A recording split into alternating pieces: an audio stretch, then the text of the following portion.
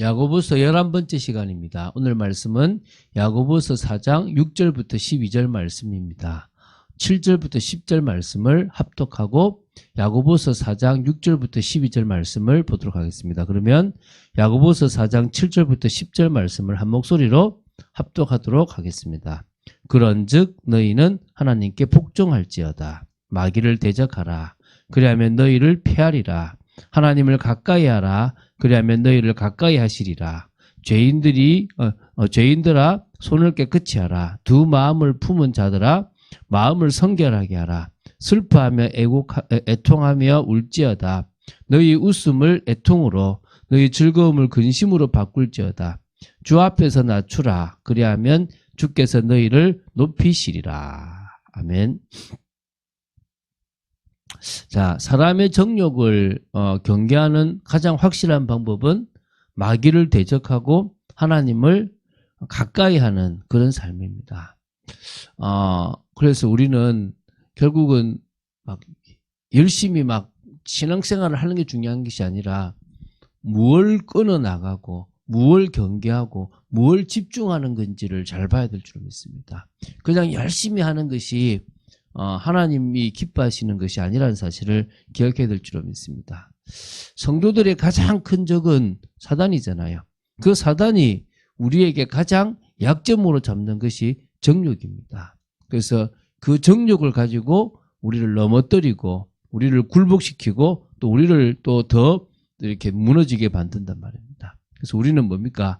하나님의 능력으로 싸워 이겨야 될 줄로 믿습니다. 자, 그래서 어제와 오늘 이틀 동안에 야고보서 4장 1절부터 12절의 말씀을 보고 있습니다. 세상 정욕에 따라 사는 삶을 경계해라. 그리고 하나님을 향한 성도의 합당한 자세에 나아가라. 이제 자세로 나아가라.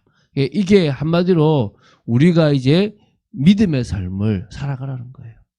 구원은 받았는지 모르지만은 이 땅에서 불신자보다 더 비참한 삶을, 하나님의 인정을 받지 못한 삶을 살아가지 말고 하나님의 인정을 받는 삶을 살아가라라고 보시면 됩니다. 어제 4장 1절부터 5절을 봤고요. 오늘 이제 6절부터 12절 말씀을 보겠습니다. 구체적으로 내용을 좀 보면서 하나님의 음성을 듣는 시간이 되었으면 좋겠습니다. 자, 우리 먼저 6절을 제가 읽어볼게요. 그러나 더욱 큰 은혜를 주시나니 그러므로 일러스되 하나님이 교만한 자들을 물리치시고 겸손한 자에게 은혜를 주신다 하였느니라. 이렇게 나옵니다. 하나님은 교만한 자를 물리치시고 겸손한 자에게 은혜를 주시는 그런 분이라는 사실을 우리는 너무나 잘 알고 있습니다.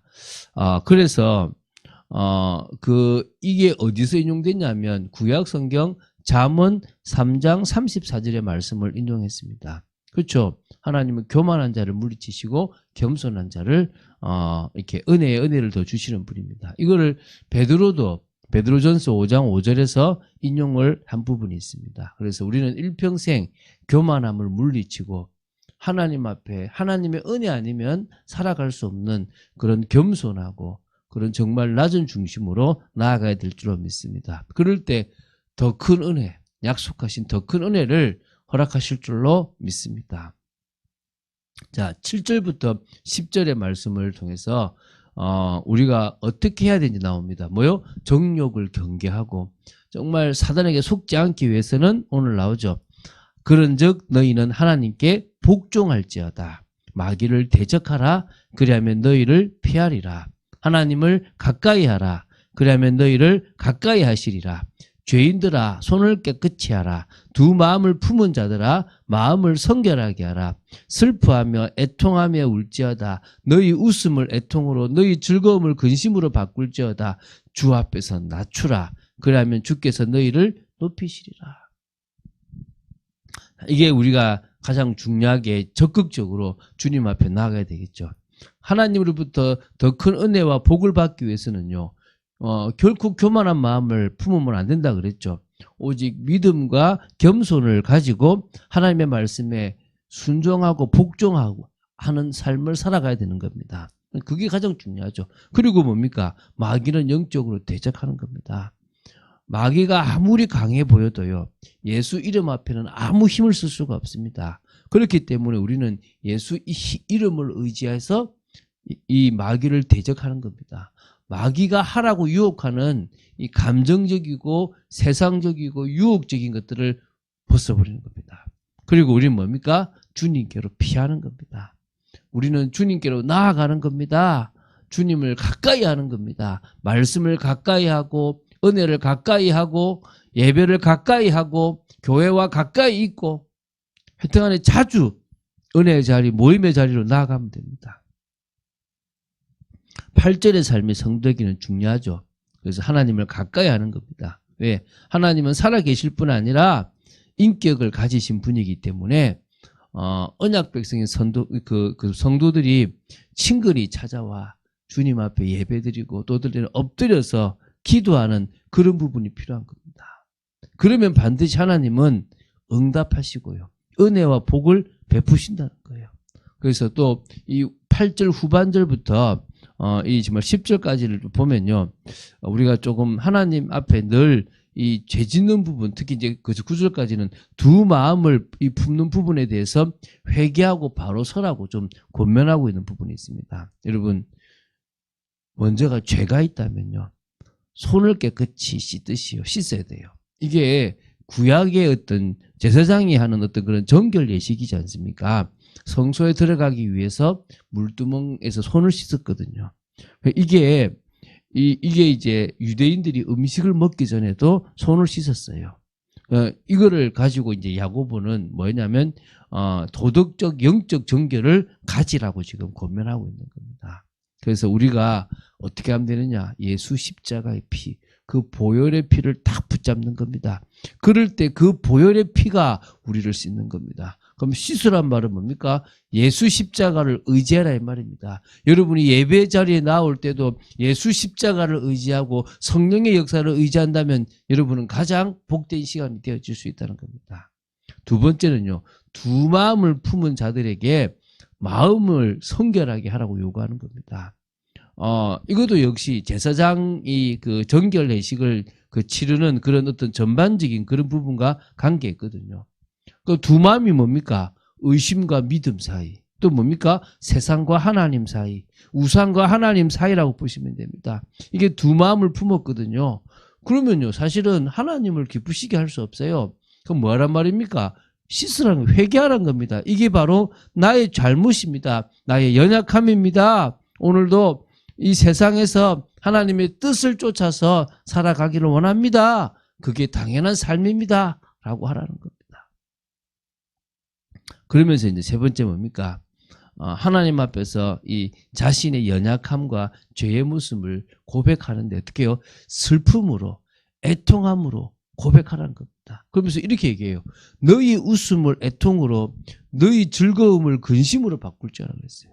근데 보통은 여러분 애통을 웃음으로 바꿔주시고 또 뭡니까? 근심을 즐거움으로 바꿔주신다 그러잖아요. 근데 우리는 오히려 우리의 웃음을 애통으로 바꾸고 우리의 즐거움을 근심으로 바꾸라는 거예요.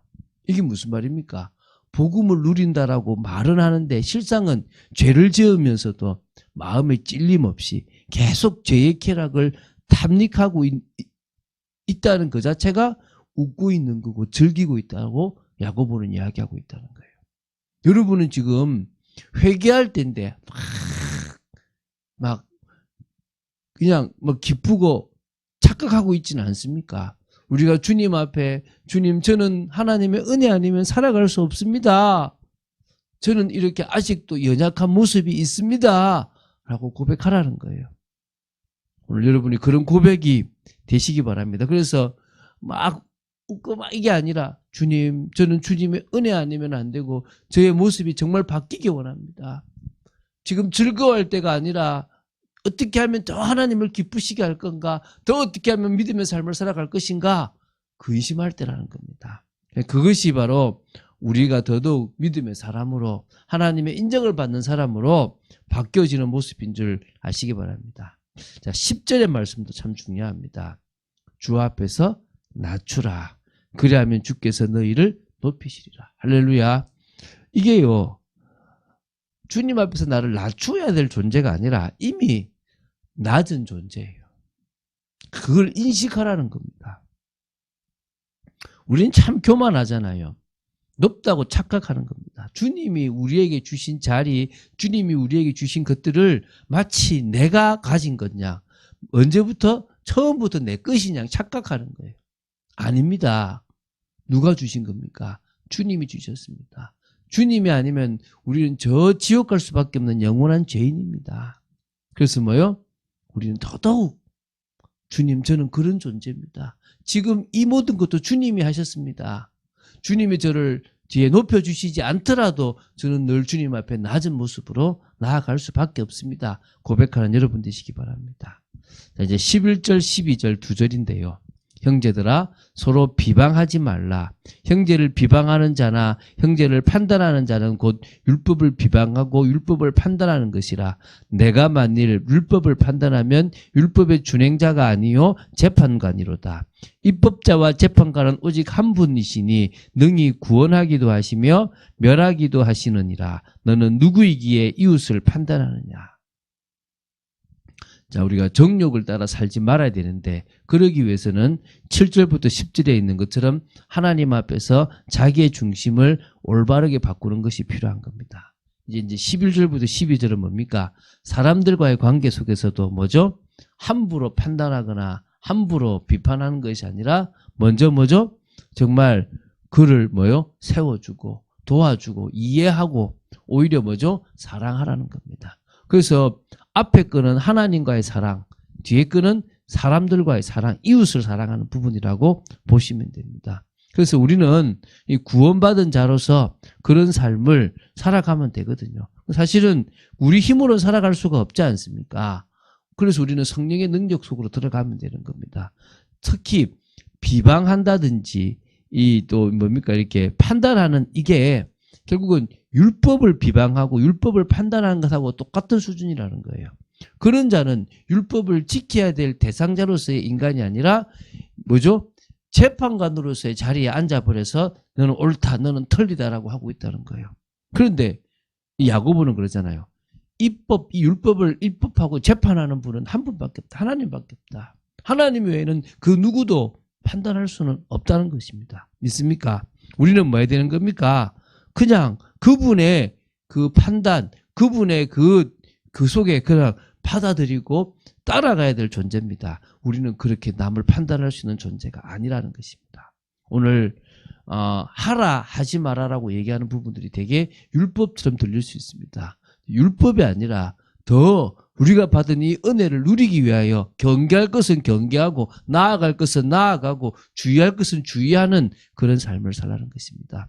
믿음 안에서 성령의 역사로 되어지는 축복된 삶이 되어지고 올 한 해 감사가 넘치는 여러분 되시기를 주 예수 그리스도 이름으로 축원드립니다. 주는 그리스도시요 살아계신 하나님의 아들이심을 고백합니다. 오늘도 저희들에게 말씀해 주심을 감사합니다. 아버지 하나님, 말씀 따라가는 저희들 되기 원하며 하나님을 가까이 하고 더더욱 자신을 낮추고 하나님을 높이고 또한 정말 저희들이 더더욱 말씀 안에서 그리스도를 붙잡는 또 축복의 저희들 되어지기를 간절히 소원합니다. 역사하여 주시옵소서. 주 예수 그리스도 이름으로 기도드립니다. 아멘.